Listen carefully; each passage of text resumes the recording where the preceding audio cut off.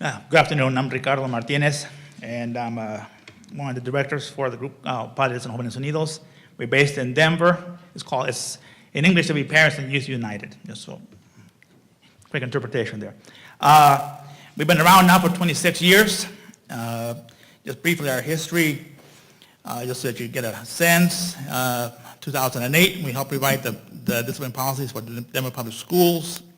2012, we pushed the state law that limited, in essence, ended zero tolerance in Colorado. So the suspensions and expulsions became a may, not a shall. And we were part of the group with the Council of State Governments that wrote the federal guidelines on discipline. And more recently, we helped write the MOU that defines and clarifies the role of SROs in the schools as being people there to maintain law and order, not to be disciplinarians, and not counselors either. And lastly, we have worked on the partnership with the Advancement Project, the National Association of Educators, DU, Denver University, the local affiliate, the Denver Classroom Teachers Association, and Denver Public Schools, and we developed a partnership program to train staff members, students, school personnel, community at large on restorative practices. Because we knew that once the law passed that we were looking for alternative methods and keep students in school learning, that we also have to provide the personnel with the training that they never got before. And that's been very successful.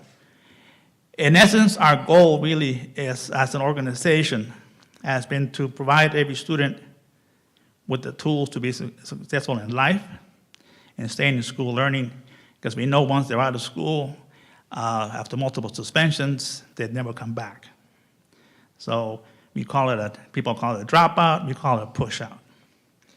So for us, the second goal is to really redefine what school safety means. Because we define school safety primarily with someone with a sidearm, metal detectors, dogs, cameras, and everything else that we see in jails. For us, school safety, it really is understanding how human beings work in the schools together. There was testimony presented before in the last hearing here, and supported here too, that most of the shooters in schools are students or ex-students. And I'd be no surprise that school personnel would know who they are, but somehow they just fell through the cracks and they became something else. And for us, the first response should not be to quote-unquote harden schools. It really should be to open arms and conversations for students and families and provide more mental health specialists, counselors, other programs that schools need. And so we're addressing this from a deficit of poverty. This is not a poor country, and this is not a poor state. And my state of Colorado is not a poor state. It's not a deficit that we don't have money. It's our priorities. How we fund and what we fund. Schools should not be holding bake sales to get somebody part-time as a counselor, as a mental health specialist. So for us, one of the recommendations is really open up the wallets. Change the priorities and funding. Give us more money. It's our money. You got it. So send it up the ranks. So for us, rather than police in schools and arming teachers, we really want resources that really do what they're supposed to do, which create safe learning environments. So in short, we want to create an environment where parents feel safe to send their children to school.